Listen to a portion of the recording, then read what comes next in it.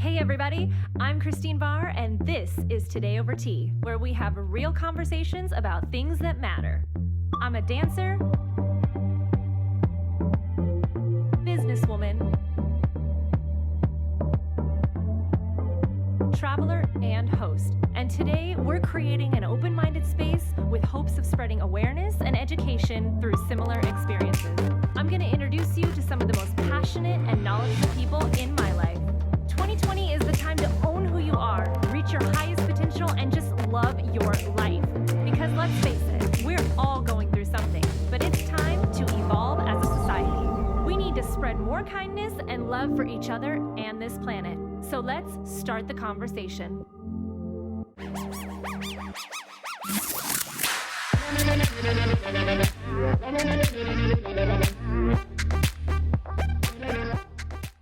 You guys, welcome back to Today Over Tea. I am so excited to be here. This has been a long time coming. This amazing person right here is Gallen, and he is also the host of an awesome podcast called The Guest List, which is such a cool name, by the way. I thought I had a cool name, but yours is pretty cool. Thank you.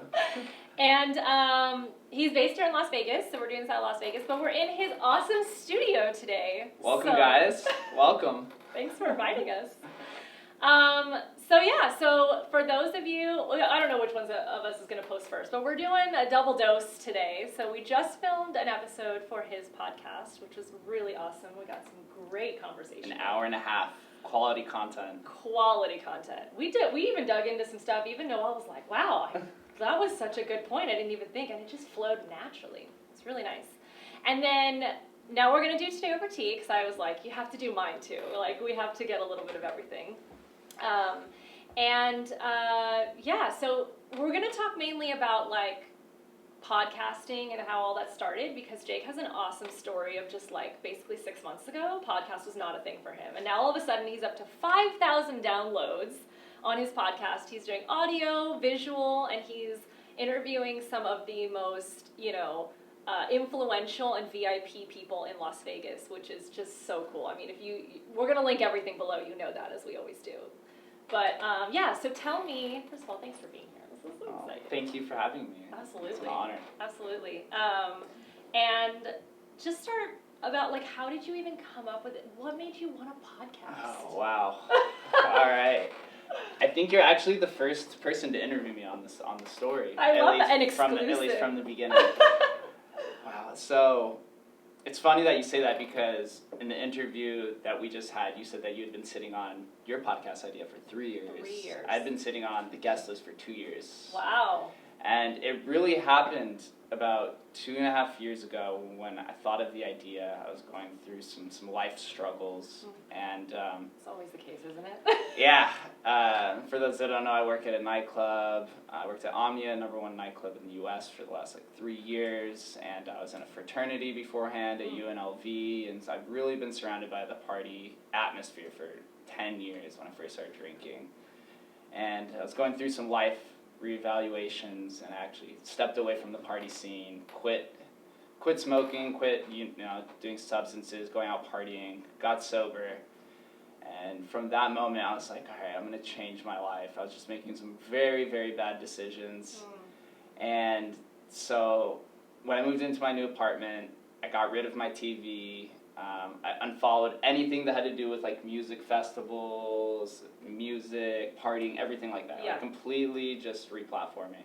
It's so easy to get caught up in that scene out here. Caught up, and I was like, all right. And then I started listening to podcasts because of Joe Rogan, of course. Yes, I know you keep mentioning him. He's your favorite. Big fan of him. I knew him originally from when I was in college, his infamous DMT episode. Sure. That was the running joke for a long time. So I started listening to him again, and he was doing 3-hour episodes with people, and I just noticed after about 40 minutes of talking with somebody, people really start to open up, and you're just there's such a different connection with it. And so I just became infatuated with podcasting. I started looking at people like Tim Ferriss and Eric Weinstein and all these other people that were on his show. And all of these other people who were successful had long-form conversational podcasts. Yep. So I was like, there's something here that is missing. Yeah. And you know, something that we had talked about was sometimes in life you have to cut people out of your life to kind of better yourself. So I was going through that same phase, and I was just like, wow, you know the famous quote where it's like, you are the 5 people you surround yourself with. Love that quote. What if I surround myself with 5 famous podcasters? Love it. Maybe I could start acting like Love them. So as I started diving deeper into podcasts, I started looking up, oh, well, if podcasting has become popular, there must be some Vegas podcasts that are pretty popular. Mm-hmm. So I started looking into Vegas podcasting. First of all, not very dense back in 2018. There's a few Vegas podcasts that are popular, but everything focuses on the Strip, just the Strip. Right. That's where the excitement is. That's what Vegas is known for. Right. The Strip, the iconic, Devil's Wears Prada kind of atmosphere where you Sin City. Absolutely. And so after looking up everything, being born and raised in Las Vegas, I was like, why can't that model of long-form conversations be translated out here to Vegas? And at the time, I was still running 2 businesses. I had founded an antique store with my father that was called Next Gen Pickers, and I was running a ticket verification app called Chameleon Verify Network at the same time while working at Omnia as well. Wow. So burning the candle at 3 ends. Yeah, like, that's crazy. I was 25 and I was like, you know what? I could take on the world. Of course. I'll build $1 billion business out of an antique store. I'll build $1 billion business out of this app, and we'll figure it out. And all at once. So I continued to listen to podcasts as well as while I worked on businesses. Eventually the businesses closed up, had a great learning experience through both of them, through entrepreneurship. That's kind of, it's like Warren Buffett's quote where it's like, fail forward, fail often, fail fast. It's kind of something that I've lived and it's translated through my life as a motto. And I didn't go in with the intention of failing, but I went in with the intention of stacking skills and learning different things. We never go in with the intention of failing, but like you said, a good entrepreneur is, society doesn't teach you to fail. Yes. And you kind of know it's going to happen, so you're like, let's just do it and learn, and every time you take something from that, so that when you do get that success, you have all these skills you've acquired. Yeah, precisely.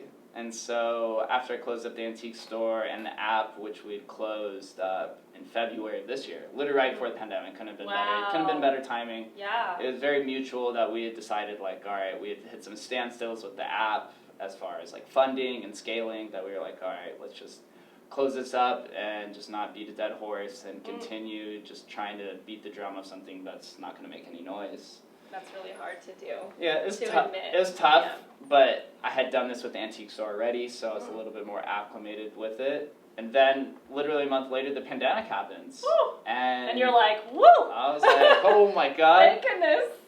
The nightclub was closed then, all of a sudden. So now I was unemployed, and I went from running 2 businesses and being employed to nothing. And I was like, wow, what is happening? And on the side, along the way, I'd picked up becoming a big Bitcoin advocate. So that's kind of like what I was doing in my free time as far as once the world kind of hit a shitstorm in the middle of March. Totally. But the idea of a podcast had always been in the back of my head for a long time. And it really started creating a fire towards the end of last summer. And it's funny. It probably took me about 6 months to come up with a name. There was one of my coworkers who's a Raiders cheerleader came on my show, but she was one of my coworkers at Omnia. I had thrown probably 100 different names at her, and she was just like, no. What else is in the running? No. Like, oh my God. Hit the top. There's like VIP Talk Vegas, Vegas Originals, Vegas Vacation, and the thing was like I wanted it to be about Vegas, but I wanted it to be about the people of Vegas. Yeah. And I didn't want the cliche Vegas of like slot machines going off and like whatever. I was like, nah, that's not what Vegas is. Vegas was built on that foundation, yes, of tourism, but that's not where it's headed. No, and that's not, like when you asked me on your podcast, you always ask 2 questions at the end of what do you love about Vegas? And so you'll have to watch his podcast to get my answer. But, we were talking a lot about that soul. And I have someone else that I want to introduce you to that is like, she calls herself the Las Vegas gal. And you definitely need to have her on your show. She's amazing. Because that's what I feel like your podcast is about. It's finding the soul of Las Vegas. It's not the stuff that we already know. That stuff is advertised. The media puts it out. It's all done. But you're finding the people that, whether they're known or they're not, you're getting the story behind what they do. And that is amazing because it's usually stories that have never been told. And those stories need to be told. They do. You know? And it's something, too, that I had noticed while working on the Strip for 10 years. Worked PH Pool for 5 years and Omnia for 5 years. Mm-hmm. The repeat guests don't come more so for the venue. They come maybe the first or second time for the venue, but after that they're coming for the people. They're coming for the server, the busser that they like. So it's really the people who are making this town what it is and growing it into the next evolution. And so after about 3 weeks into the pandemic, I was just like, you know what? I had this like weird do or die moment. And I was like, either I'm going to start this podcast now or I'm never going to do it Totally. again. I was like, I told everyone that, right? We yeah. said that. If you want all the time in the world, the pandemic gave it to you, you better be going through that list, that laundry list of things you've been doing. Because if you are not going to do it during the pandemic, you're never going to do it. Just take it off the list. Yeah, and so I ordered everything off of Amazon. Literally like 2 days later, every podcasting equipment on Amazon was sold out. It was crazy. Everyone saw the movement. So Oh it's my like, woo! God, how funny. It did end up getting delayed about a month. Yeah. So if you look through my first few interviews, there's no mic. It's just me with like headphones talking into a laptop. And I was like, all right, I know where I want this to go because I'm going to call it the guest list. And the story behind the name was like, after giving off 100 different names to my friend Lisa, I got home one day at like 4:30 in the morning and had a text message. And one of my friends was like, hey, can you put me on the guest list for tomorrow? And I was like, oh my God, there it is. Oh my yes. God, that's what you just know. Yes. That's such I was an like, there's the name. It's a staple of Vegas because it's becoming VIP. That's it. But it's also focused on the guest, and that's what I want it to be. That's the long form love that. conversations. And how amazing that it wasn't taken. Yes, I was like, perfect. So good. Went and got it, and I was like, all right, we're in the middle of pandemic. Who am I going to interview first? Yeah. I had a friend, 2 nurses were my first 2 guests, an ER nurse, and then an ICU. My friend who works in the ICU, she actually had the first COVID pandemic patient in Vegas. So we got to talk to them, which I'm going to have them back together, I think next week on the show. To do like follow-up. To do a follow-up. They actually both contracted COVID after the interview with them. And so there's some interesting things in there. How long ago was this? Should I be wearing a mask? Middle of April, so about 5 months. So about 5 months ago. That's crazy. And the first 8 or 9 interviews were all done over Zoom because I do 2 episodes per week. But over living in Vegas, being born and raised in Vegas, going to UNLV, founding 2 different businesses, working on the Strip, I had all these weird connections across Vegas. That's not just on the Strip. And I noticed that Vegas is a very big entrepreneur-driven town. You could go on the Strip and make $100,000 in a year, working 4 or 5 days a week, depending on your job. And a lot of people, they either do one of 2 things. They go and give it back by going out and partying and gambling and giving it back to the city, or they go and build their own brand or their own business. And if you don't succeed on the first time, usually the second or third time they do that. And that's kind of a staple with Vegas. Is it gets a bad rap for being one of the worst in education by a statistical standpoint. But the non-statistical narrative is that there's a lot of blooming businesses out here. My 8th guest on the podcast was Clark County Commissioner Michael Naft. He was appointed by governors to select to fulfill the governor's previous role once he got elected to being governor. And he was in charge of the pandemic response. So I happened to actually capture him like literally an hour after that first meeting when they were coming through deciding on the phases and everything. Yeah. And in his district, he told me that there was like 45,000 businesses just in the southern half of Las Vegas. He has the largest district out of, I think, 7 Clark County commissioners. So it just made me realize like there's so much potential because I'm putting out 2 episodes per week. And some of my friends have been like, how do you find these people? And I'm like, honestly, if I can't find 100 people in a year in this city, then I don't deserve to do this podcast. There's so many stories out there. Absolutely. People are putting themselves out there. Mm-hmm. And so the first... You could do some research. I mean, that's do part some of the research, game, yeah. and then eventually it's a snowball effect, which we had discussed in our episode, is that people eventually start hitting you up, or you start getting referrals. My first 8 to 9 people I had known previously. I had a co-founder of a solar company out here, a VIP promotions company, a guy who was a YouTube creator that has like 35,000 followers that lives out of a van. Wow. Jazz, who's the leader of the Sex Worker Alliance of Nevada. So she had an interesting perspective on that. Yeah.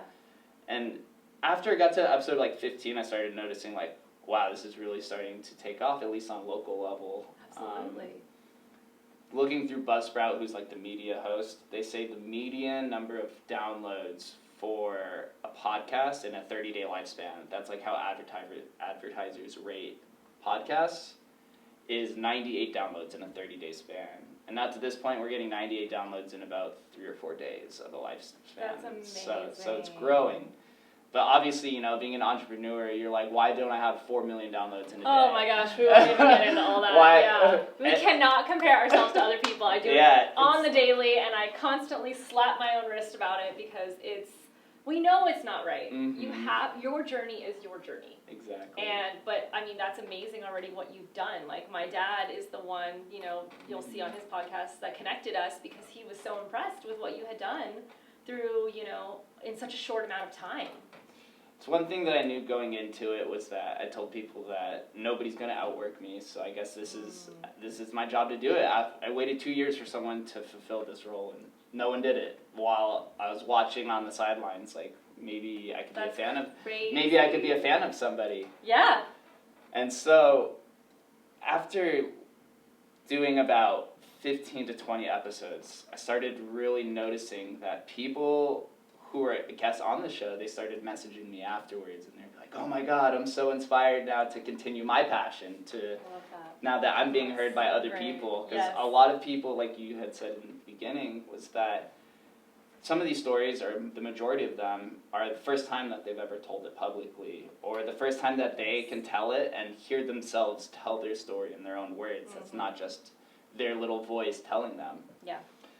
So I was like, wow, I think I really do have something here. And now it's evolved into, majority of it's founders of movements and companies, but trying to expand outwards as well into leaders of movements. Or there's a weird concept that I had was like, being a big Bitcoin advocate, which is something I'm sure we'll end up talking about, is that what gives something accreditation? Like what signifies a person to be of a status to be on a show? Because that's what people were asking me. They're like, what goes into your qualifying metrics for somebody to be on the show? And I was like, to be honest, like, I don't want to be that person that gives somebody a rating, you know? I think just somebody who is, I call it an innovative individual. If you find that you're pursuing some sort of industry or passion and that you can make a difference, then I think that you deserve to have your voice being heard. Even if you're not like the quote-unquote accredited investor, whereas like with the stock market, you have to be making over $500,000 a year to be an accredited investor. But it's like, how do you get there if you don't have that money? Like it's like they're gating the entire industry. But I don't think it should be like that in podcasting. No, because I think, especially why you were saying you were a fan of podcasting 2 years before you even started yours, is you don't know who's going to be attracted to what you're talking about. Exactly. And who's going to relate to whatever the guest is discussing. Everybody has a story to tell. I think Oprah said that, you know, and she had her whole, master classes, you know? And of course these were people that obviously have accomplished amazing things in their life, but more people are going to relate to, oh my gosh, I did all of this stuff and everything was great, and then I wasn't happy, and I had depression, and I thought I wasn't good enough, and everyone's like, oh my God, yeah, that's me, right? And you're thinking, that's what you're relating to? But of course, everybody goes through that. That's the norm, you know? And then they're waiting for your comeback. They want to know how you rose to the occasion and became better, and that's going to inspire them that if she can do it, I can do it. If he can do it, I can do it, you know?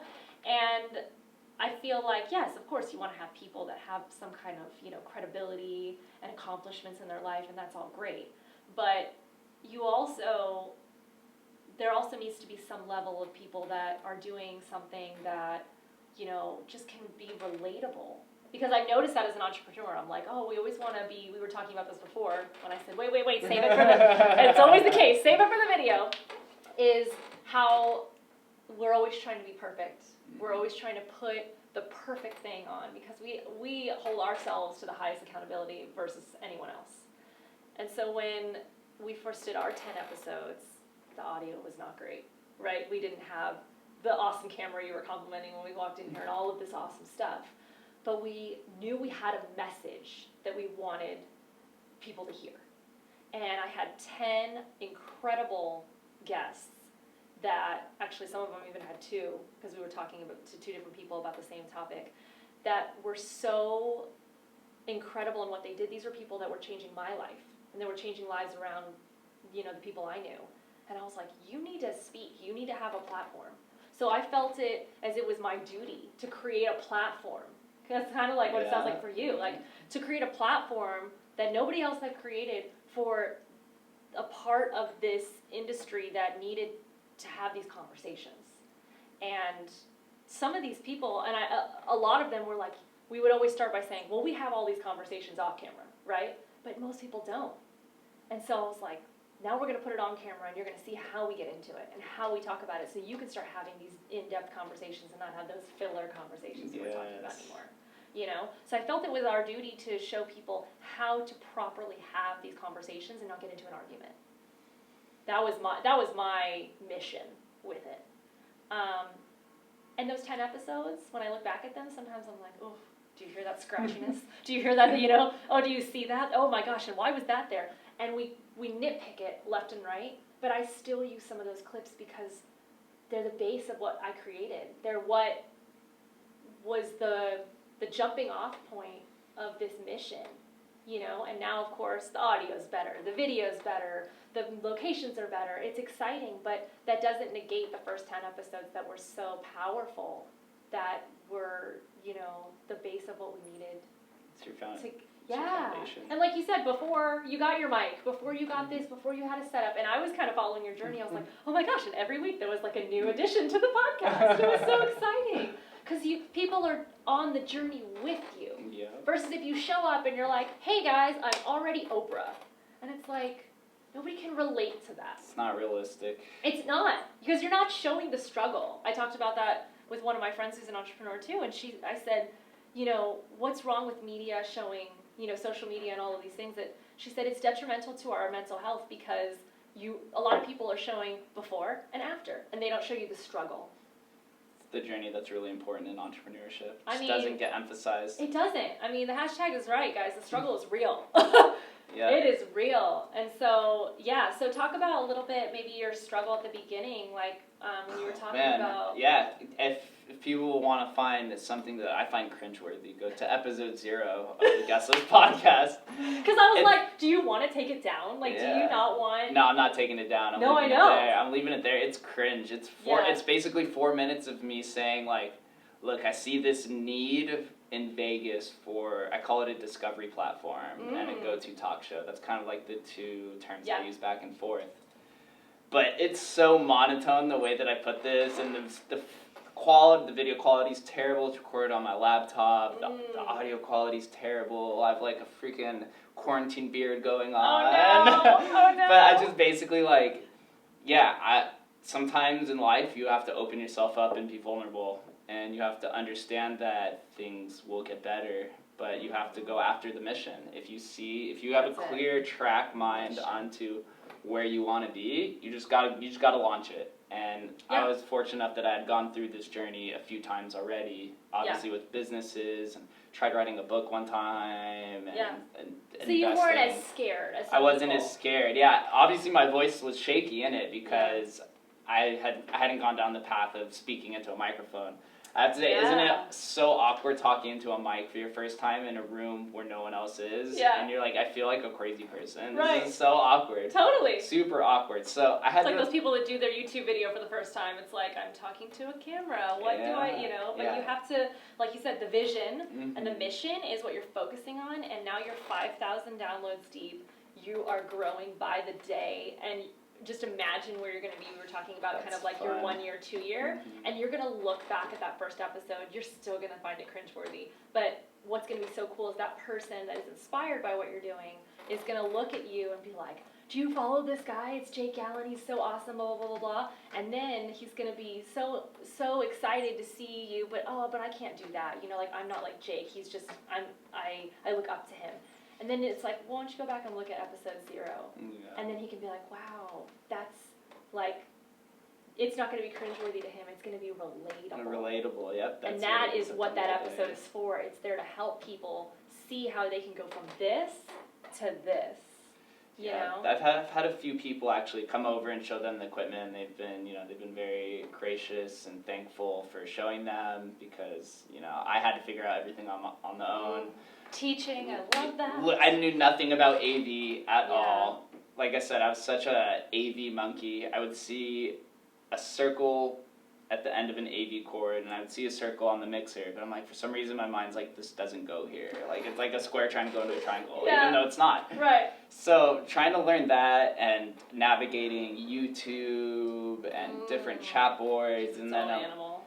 Yeah, because everyone's like, obviously I'm a big fan of Joe Rogan. Everyone's like, that's what you want to aspire to be. Sure. You see that, but no one talks about Joe Rogan's journey before the podcast, when he was on Fear Factor, or when he was on News TV, or these different shows, and doing improv for when he was 18 and bombing everything. So we all have those beginning journeys. It's just like me before the podcast, that no one saw the antique store, or the working the nightclub while trying to graduate college, and all these different things that kind or even before that, when you were talking about not being sober and just making bad decisions and partying. Like, everyone goes through those journeys, and I think where social media now, I'm starting to see some vulnerability and realness come out, especially during this pandemic. Even we're part of the travel blogger community, and we're seeing these travel bloggers go, oh, well, we're not traveling, so we can't give you these perfect pictures in the middle of Peru on a waterfall.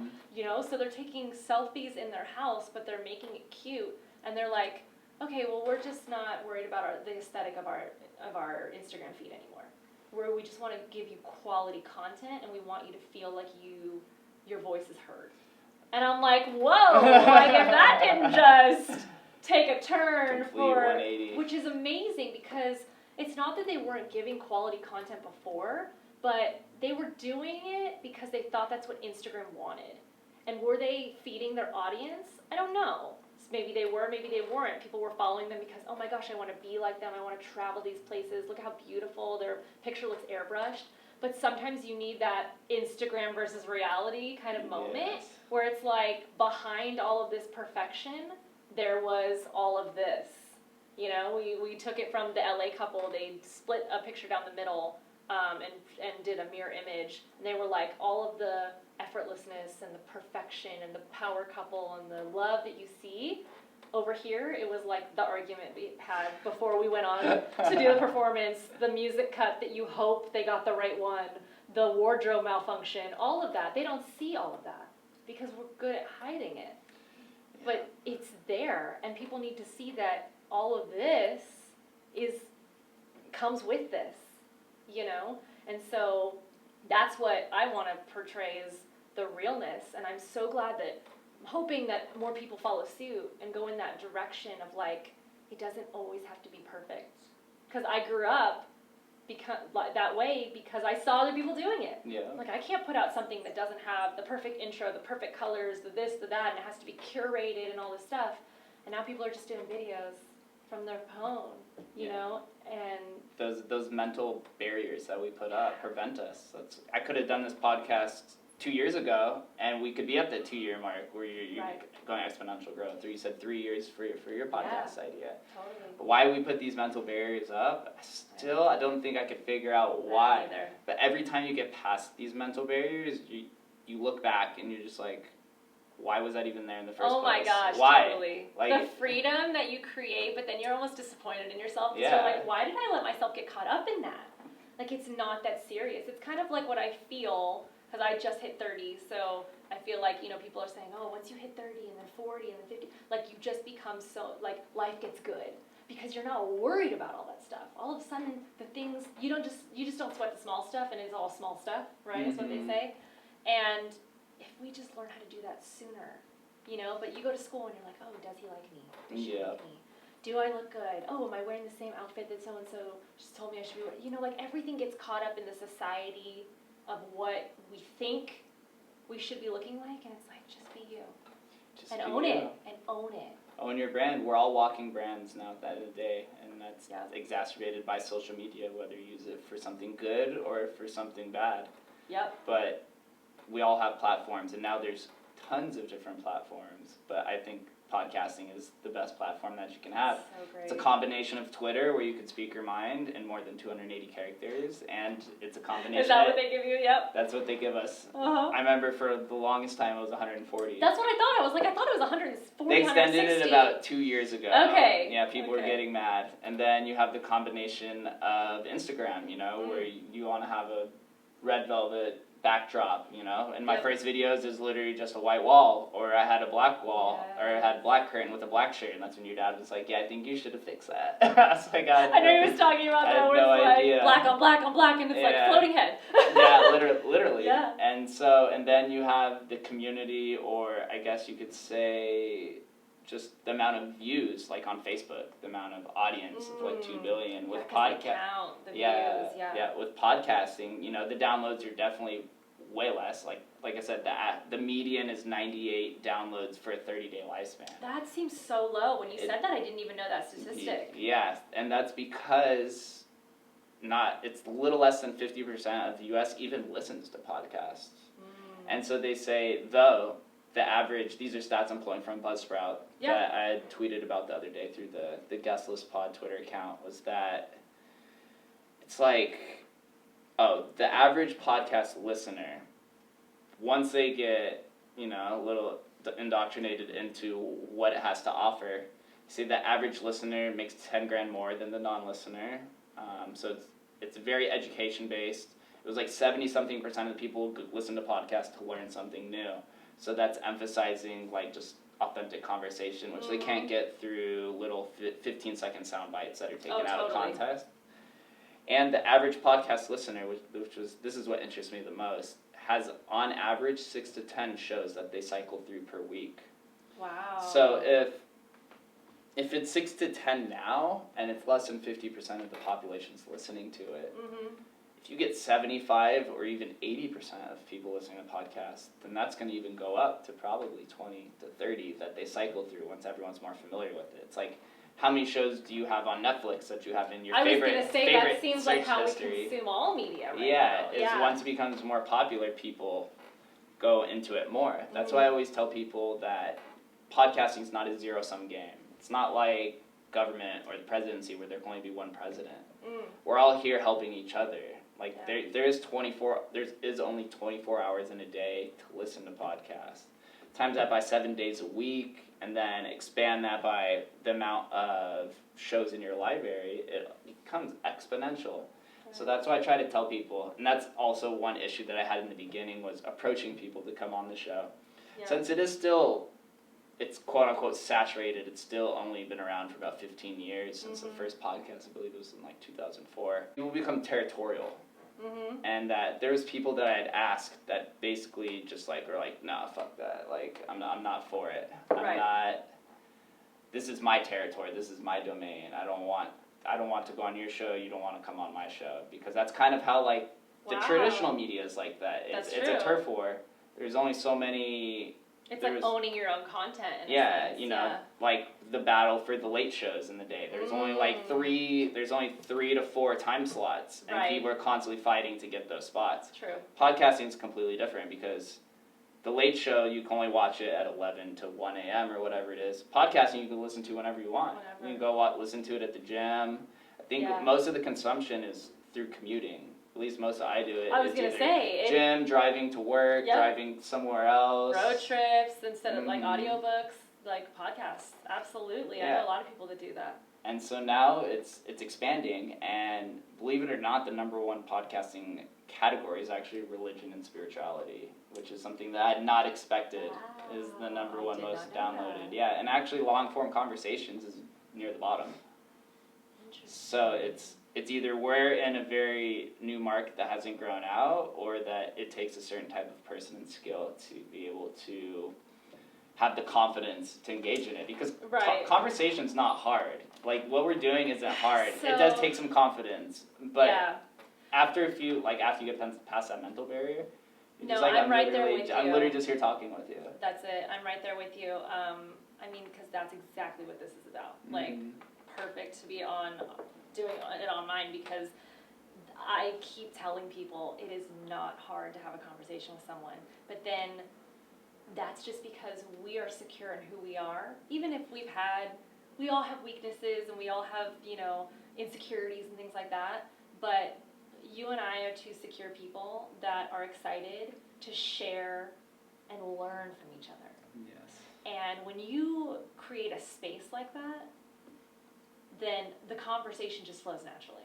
So I will say, like, Jake and I just met, like, maybe 2 hours ago. About 2 hours ago. For the first time. And when I tell you, I feel like our first conversation, he's like, do you want to do mine first or yours first? And I was like, you know what? We're in your space. Let's do yours first. I know he was going to talk to me a lot about my journey, and I hadn't really shared a lot of that because, again, just like you don't do it on yours, like, we don't really want it to be about us on our podcast unless it's relatable to the guest. But even I don't like calling it an interview, because an interview is... I'm the same way. I always try to emphasize conversation. It's always a conversation, or a discussion or something, because basically the camera is there just to capture it so that we can share it on a bigger platform, but it's like the camera's not even there, exactly. And so for me, so we started, and it's so funny because I almost would have loved to see you in episode 0 and 1 and 2, because I totally know where you're coming from. Like when I said that I was shy when I was younger, and you're like, I could never see you shy, right? And we had only known each other at that point for like 15 minutes, but we've been talking back and forth on FaceTime Messenger or Facebook Messenger for about 2 months, trying to get this all worked out because of the pandemic and everything, and Noelle and I were back and forth from Vegas. And so there's just an energy that when you feel people, you don't have to know them long to get into a really good conversation. And that's what, when some people say, oh, I went to this party and there was just this vibe. I just caught their vibe and it was just so peaceful. Or, oh, did you see that person over there? Like, their vibe just seems really weird. That's energy, people. That's exactly what that is. And like attracts like. So usually people like us gravitate towards each other on purpose. And we want to do stuff like this together. We want to inspire each other. It's fun, too. It's fun. So it's fun to just network with people and socializing. Absolutely. I love talking to people and sharing people's stories, but I think the networking aspect is gonna outweigh everything 10 years from now than the 1 to 2 hour content bites that people are getting. Well, yeah, because that eventually will kind of have its own, it'll run its course and have its expiration date, and you can refer back to it years later. But you're right, like, if you connect with someone, like, I'm anticipating us now having a really great friendship, and if we need to call on each other for something, like, I'm going to refer someone to your show. I definitely think you should interview this person, or conversate with this person. It's so hard, right? But vice versa. Like, we know now we're in each other's phones, and we can call on each other if, like, oh my gosh, who'd be perfect for that? Jake.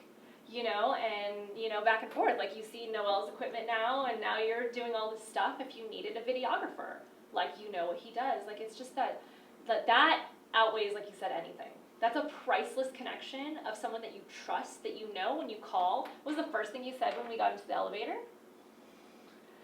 About us being on time? Oh, yeah, that you were one of the few people who was actually on time. And he made a point to say that. Like, we just rolled up like we normally do. I've got my bag of stuff. Noel has his camera. You know, we're all prepared. And Jake was like, wow, thank you so much for being on time. We didn't think of that as like, that's a given. But most people are not. And I appreciated you saying that because I was grateful to not take that for granted. That is something that we pride ourselves on. And that when we show up, we're ready to go. And even Noel said, well, technically if we were supposed to start at noon, then we were just, you know, it takes time to set up. We should have been here at, you know, 11:30.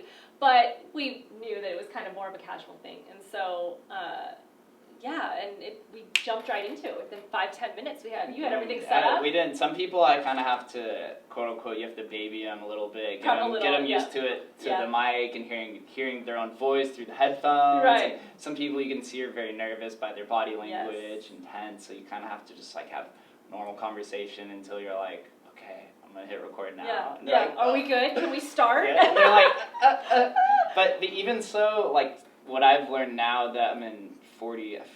Time of this recording, there's like 42-ish episodes posted for the guest list. Amazing. Some of the people that I've talked to would be, now going back to what validates somebody to be to have like accreditation. Yeah. I've talked to some people who are, we'll just say they're a little bit farther along their journey of success.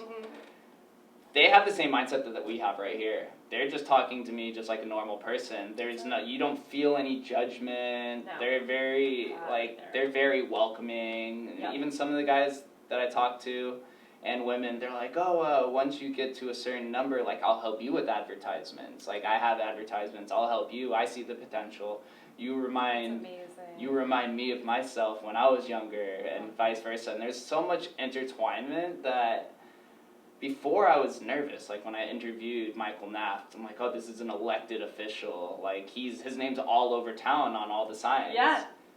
But once you start talking, you're like, oh, he's just a normal person. Yeah. Like what? It's just a person. He puts his pants on one leg at a time, like all the rest of us. Everyone has that similar mindset where you're just like, oh, he's a person with a cool job. You know, whether you think government is a cool job or not. Well, yeah. Or he's just more well known.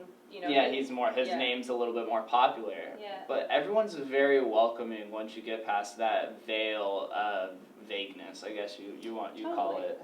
And if they're willing to come and do something like this, then they're open to the space. And I also think, like I was telling you when we first started, you know, I was like, what do you want to talk about and all this stuff, and I said, but you know what, just guide me through it, like in a sense of not holding my hand, but in a sense of like, you know, if you feel something's going in a territory you don't want to go down, then just pivot us, you know.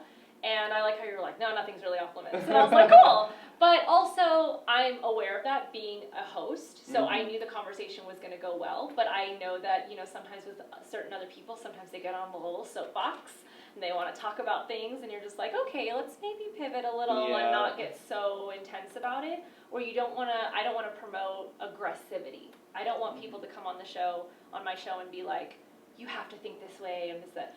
Also, we don't gravitate those types of people towards us. The people that I do have on my show, they're inclusive, and they're excited to share, and they're trying to create change that makes people feel empowered and not scared and not judged, you know?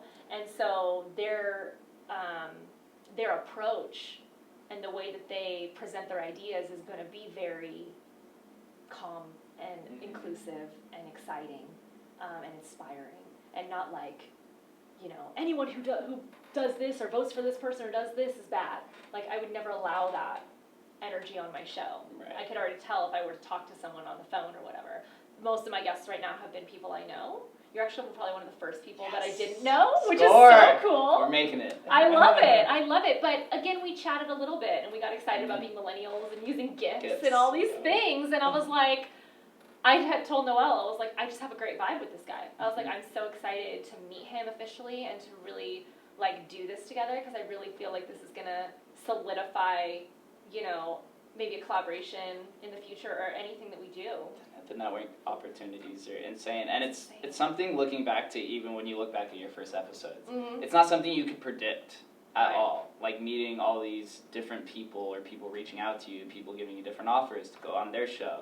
It's just not something that you can even comprehend until, I always say the hardest part of flying a plane is getting it off the ground.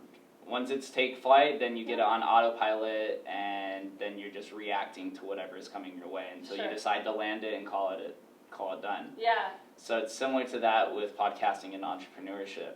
The hardest part is just getting off the ground. Once you get off the ground, you'll have some vague outlines as far as your business plan, but you don't want to plan too far because pandemic happened. But not even that. You almost want it to grow organically. Because if you have, that's what I've noticed too in entrepreneurship, that if you have too much of a plan, it's almost like you're telling the universe how you want it to go, and the universe has probably a better plan for you. But you're not even allowing the universe to give you that better plan. Because you're like, well, I want it to happen this way, on this day, with this person, and it's like, but if it goes this way, on this day, with this person, your outcome's going to be exponentially more amazing than what you anticipated.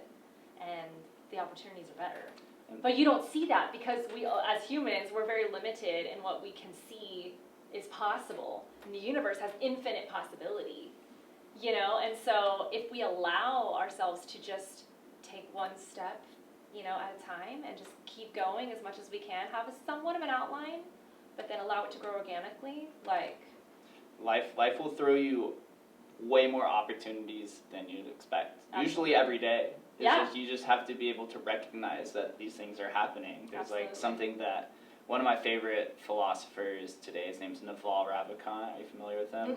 It's a famous Silicon Valley guy, founded AngelList or whatever. But he has, in his quotes, he has there's 4 different kinds of luck. And one of them is called applied luck. And it's basically that you just put yourself out there in so many different situations that this quote-unquote lucky moment is going to find you just because you keep doing this. And so that's kind of what entrepreneurship is. You're like, all right, there's this huge obstacle in the way of this mountain. Okay, I'm going to try to go around it first. Can't do that. I'm going to try to go over it first. Then I'm going to dig a hole under it. All right, guess what? Now I'm just blowing a hole through it. That doesn't work. Then you're like, all right, I'm going to get a helicopter and try to go over it. There's so many different ways. Totally. You will find your way over it, and that luck, that quote-unquote luck, whatever you want to call it, as far as making that massive gain or, landing that awesome guest on your show that you would never expect. There's so many different variations to it. It's just about keep doing it. Just keep doing it. And knowing where it can go based on the audience that's receiving the information.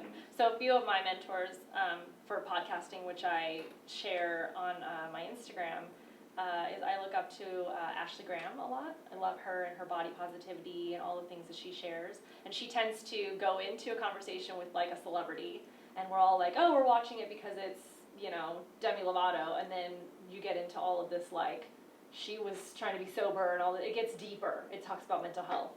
And then, of course, my favorite is Red Table Talk with Jada Pinkett Smith. Not familiar. No? I'm going to have to...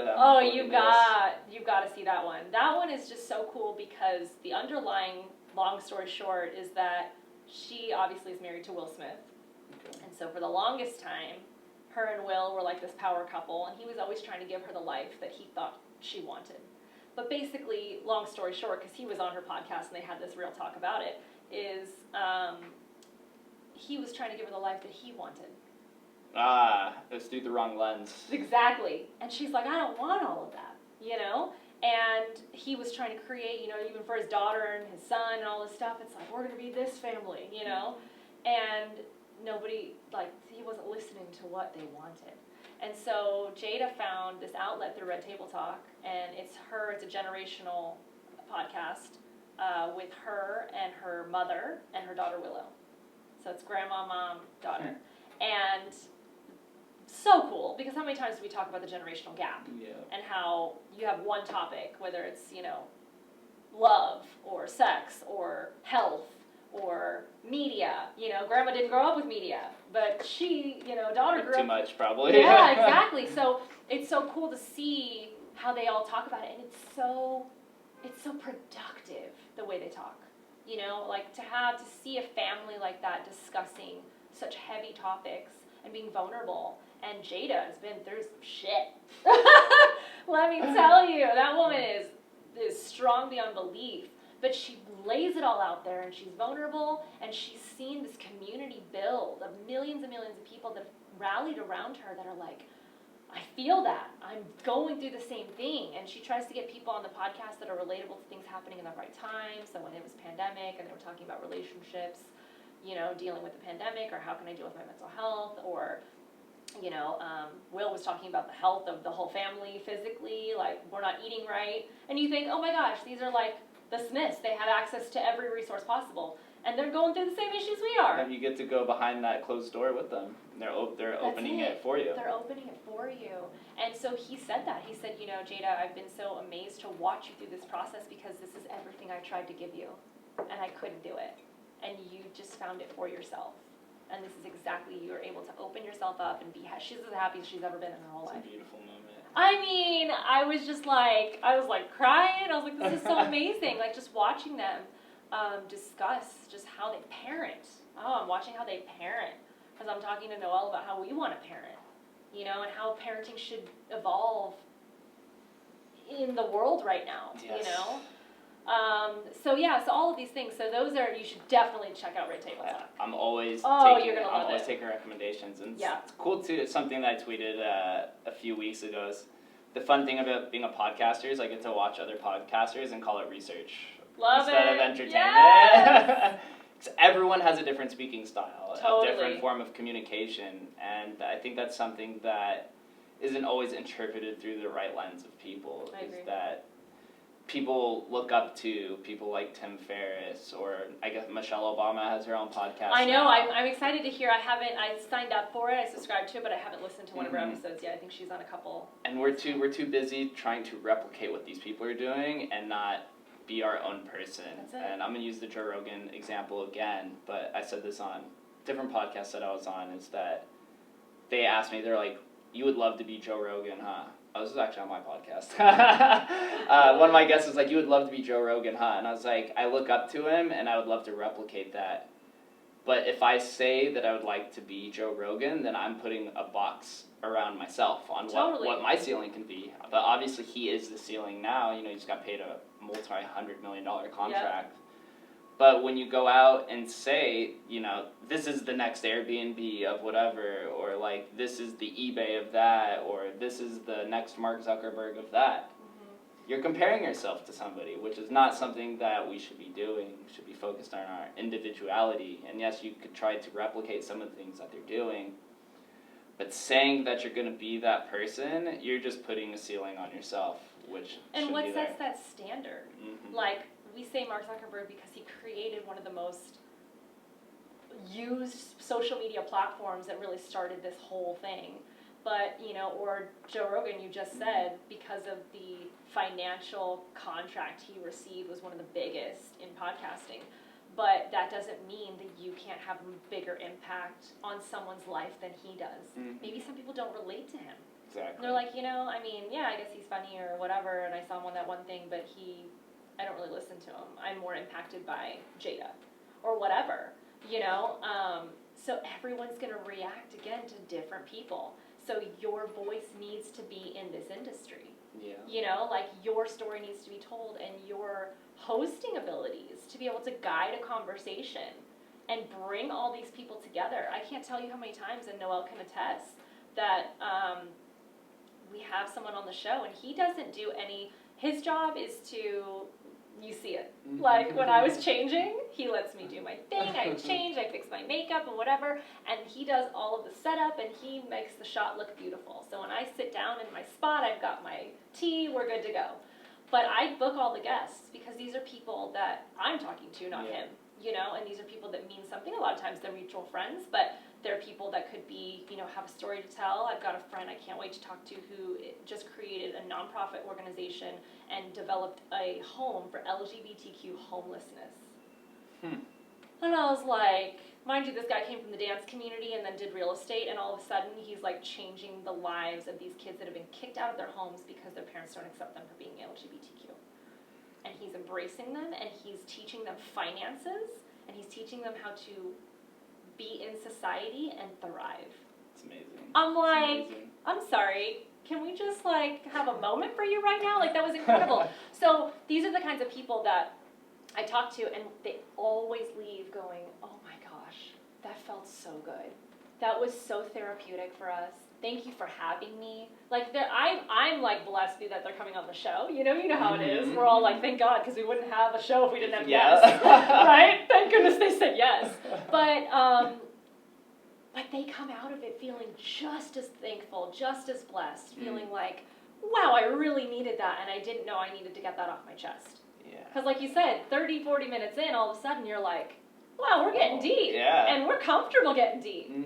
You know? There's one of my favorite things that a guest does, and it's small, which is something that you asked for, is when they post the podcast episode they were on their social media. I know. I love that too. I get so warm when I do that. I'm just like, yes, they love it so much. But even... Well, and what they say about it. Like, so-and-so and I had a conversation, and we discussed this, and it was so great, and thanks for, even that little tag. They see into it, because there's some people who take social media very seriously, and they're like, oh, it doesn't fit my aesthetic, or whatever the weird reason that they want to surround it with. But once they post that, and you're like, yes, they're in. They saw the value in this conversation. They felt what we were trying to create, and the moment was created. And then other people see it as well, and you get some followers and some more traction, and it builds slowly over time. Totally. And then you get more, and just like the cycle repeats and repeats. But seeing other people like embrace the value that you're putting out into the world, it's so meaningful, and it makes it worth it, even if it's 2 views or 4,000 views. It doesn't matter. It doesn't matter. But also, what I've noticed is you have that content forever. So, like we said, eventually, sometimes it might have a little expiration date, and really, it's the networking for us. But the idea is that content is forever there. And I reference, so we did, obviously because we like to talk about the controversial things, Black Lives Matter, happened. And so I did a whole episode just with a friend of mine who's deep into activism. I did watch that episode. Yeah, the Black Lives with Andre. He's amazing, and he's in education and all this stuff, and he just has a way of speaking that's just like, you just listen. And I was like, I'm this, white girl talking about Black Lives Matter, like, to hold my hand through this, and we discussed so many different things and so many angles of what we were, it wasn't just what everyone assumed we were going to discuss on that topic, because that topic can easily be over-discussed. It could be over-discussed, it could also be under, or it could be taken out of context. Totally. Very easily. And I wanted people to feel, and that's why I started the whole thing with, listen, I understand that I will never understand what it's like to be black, to deal with the things that black people have to deal with, but I feel like it is my responsibility that I have a platform like this to be able to share how we can have conversations like this in a healthy, productive way so that we can move forward as a society. And that's the whole point, is we need to move forward every single day as a society and be better than we were yesterday. If you're not progressing, you're dying. That's it. And it is our duty, I think I saw a meme that said something like this on Facebook, it is our duty to do better than what we were raised with. Because everyone says that's better than the generation before us, but it's deeper than that. Because at 30 years old, I'm already better than who I was at 20. And I probably had some idealistic ways of thinking, and I definitely didn't treat myself with the self-care that I needed to, because I was just grinding and pounding the pavement, and I was definitely not listening to people as much, and all these things that now at 30, like all of these things I grew up with, it's my responsibility as a growing, evolving human and being a good part of society to be better than I was. We don't have to, just because we grew up Christian doesn't mean we have to be Christian the rest of our lives. If you don't vibe with that, then go a different direction and find what works for you. Yeah, sometimes it's tough for people to accept that people change over time.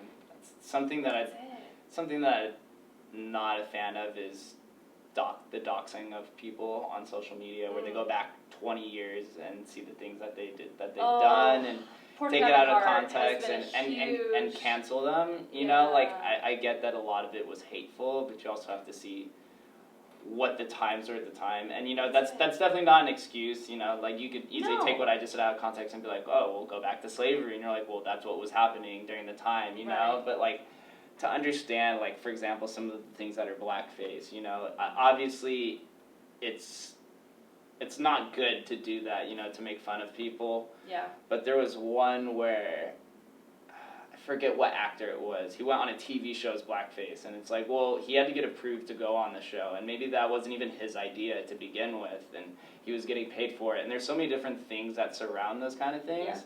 Yeah. And then to go 20 years into where we are in the present and to say that that person's still the same as they were back then. Right. They've learned. The world has changed around them. You cannot use that. I mean, the whole Oscars thing with Kevin Hart just really hit me. Yeah, it was like with the gay yes. house or something like that. Absolutely, yeah, or just a tweet that he had or whatever. I mean, I felt so bad for him because, you know, he's trying to show every day by his workouts, by his family, by everything, by trying to be vulnerable, that by his art that he's making and his production company, that he's doing better, and he's always trying to be better and learn, and he's not trying to put bad things out into the world. Exactly. You can tell Kevin Hart's a very generous person. Absolutely. He donates a ton of money, he's very caring. Right. And all of that, and you know, of course he's going to have his weaknesses, just like everybody. I'm sure there's a lot of things that he does that some people don't like, and maybe he has his moments, but you cannot go back 20 years when he was a comedian, when he was making jokes about something. And also in his 20s. Totally. Or even teens. Totally. And that's not to say that I'm not approving the message that he was saying back then. I wasn't approving it then either. But I'm also not telling him that he's bad for doing it now. If he were to take that tweet and retweet it and then say, I approve this message, well then yeah, we'd have a different conversation. But he's not doing that. He's saying, I obviously don't stand by that anymore. Obviously that was a mistake, and people make mistakes. And you have to accept that people are growing and changing. Yeah, can you imagine too? That's right when social media was just beginning. Oh my God. There were no rules set in place for that kind of thing. And we didn't know the impact it was going to We didn't know that it would stay with us for our entire lifetime. Oh my gosh, tell me about it. Chrissy Teigen, I think, went back and erased a bunch of tweets because she's like, there's no way that I can have this affecting my family. I did that. Before I started the podcast, I went and doxed myself, and I was like, there's definitely some distasteful things that were there. Totally. Not necessarily like racist or hateful, but just like taken out of context. It could easily be taken out of context, and I was like, I don't want people to represent that of who I am today. Absolutely agree.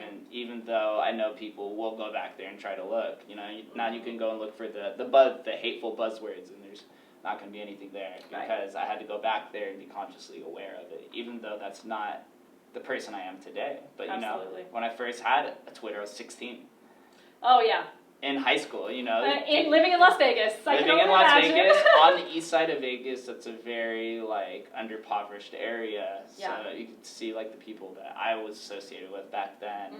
The language I was used, and a lot of, not necessarily hate, but just ignorance, which is something that we touched on during my podcast. Totally. Yeah. When you know better, you do better.